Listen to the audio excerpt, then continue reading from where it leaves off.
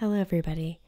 It's Darcy Ross, Monty Cook Games Community Relations Coordinator, and this is kind of a personal little video I made the night before we launched our Kickstarter for Numenera 2.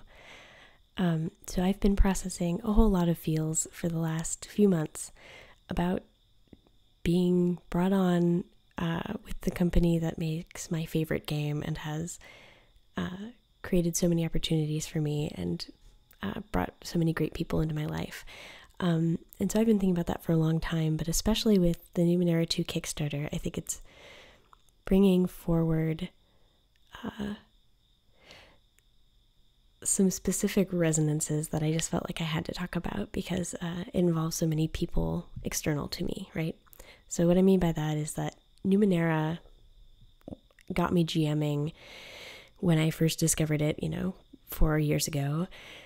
It got me GMing, it got me interacting with this great community through which I found tons and tons of friends, really important people to me in my life now. It got me podcasting and creating and interacting with all of those communities that are external to Monty Cook Games, but I really dove into the role-playing game community at large because of Numenera, and I think in part because the Numenera fans initially were so welcoming and kind. Everything that I put out into that community was returned to me 100-fold. And that is such a special thing. That's not found everywhere. This is a really special dynamic that seems to have been there from a start and seems to continue to be there. And so that's particularly cool when Numenera 2, the Kickstarter, is about recognizing and interacting with the strength that people banding together have, right? So it's about communities, it's about what we do when we help each other is of another scale from what we can do alone, right? And so that's really special and cool, and those are stories I want to hear and I want to tell. But also,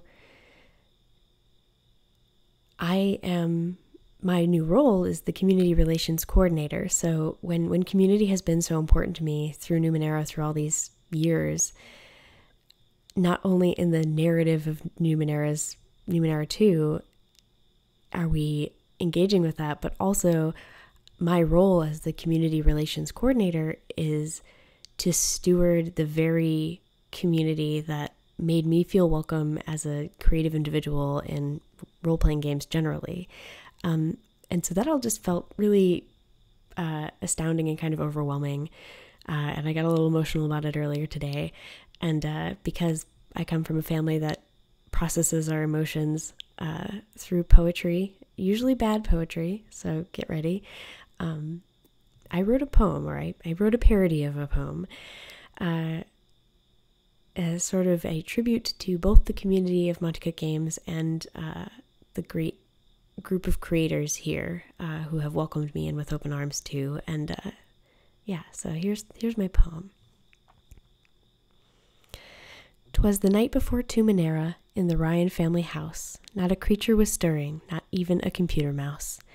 Pledge levels were crafted by Charles Ryan with care, in hopes that new backers soon would be there. The design team were nestled all snug in their beds, while visions of data orbs danced in their heads. All the Kansas City folks and I from Chicago had just closed our eyes, unready to let the work go. When out on the lawn there arose such a clatter, I sprang from the guest bed to see what was the matter. Up the stairs to the left I flew like a raster. Through the door to the yard I'd never run faster. The moon on the porch tracked the ancient cat Gozer and gave the luster of indigo to objects below there. When what by my wondering eyes should be seen but a glimmering gateway holding some odd aeon priests. With a man at their helm, his eyes never sharper, I knew in a moment it must be Sir Arthur. He unveiled a cipher and whispered some key, then it whistled, it whirred, and displayed a marquee. There's Teo and Mika, Danny, David, and Brandon, Eileen, Andrew, Thomas, James, Jen, Troy, Ray, and Shannon. With each call, one stepped through, a smile on their face, and I knew they'd inspire us, the whole human race. MCG fans for 5 years have moved and amazed us, created, delighted, welcomed, and with nary a fuss. So away across the world flew the newly nanited, bearing gifts of cipher and joy, themselves clearly delighted. And then in a twinkling I heard from behind me a perplexed cough and grunt, followed by seething. Down the chimney came oddities, bits, baubles, bangles, finally followed by Arthur, brushing off with a jangle. He was dressed all in synth, wearing an adventurer's kit, and his clothes were all tarnished with ashes and drit. Numenera, all bundled, he had flung on his back. He looked less like a nano and more like a jack.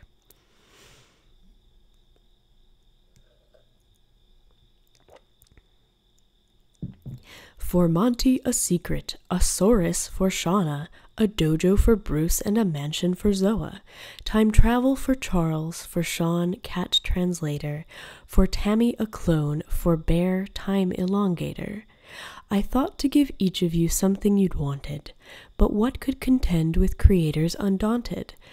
What recharges you is more time together, so here I have pulled you all from the ether. A snap of his fingers summoned fans, friends, and Fidos. Bear and Bruce got into mischief, only Calaval knows. Zoa reigned queen over a synth castle seaside. Shauna's Kalu Calais and Sean's laughter boomed from inside. Tammy Lynn, with her seemingly demure demeanor, shocked Sir Arthur with her mouth like a sailor. Charles popped his collar and sang tunes to his bride. For a single dream night, they had all at their side. As the sky tinged with light, Sir Arthur uncorked some strange jar, which enveloped the revelers and apparitions bizarre. But I heard him exclaim, ere he blinked out of sight, Yea-to-see to all, and to all a good night. Looking forward to the Kickstarter with all of you.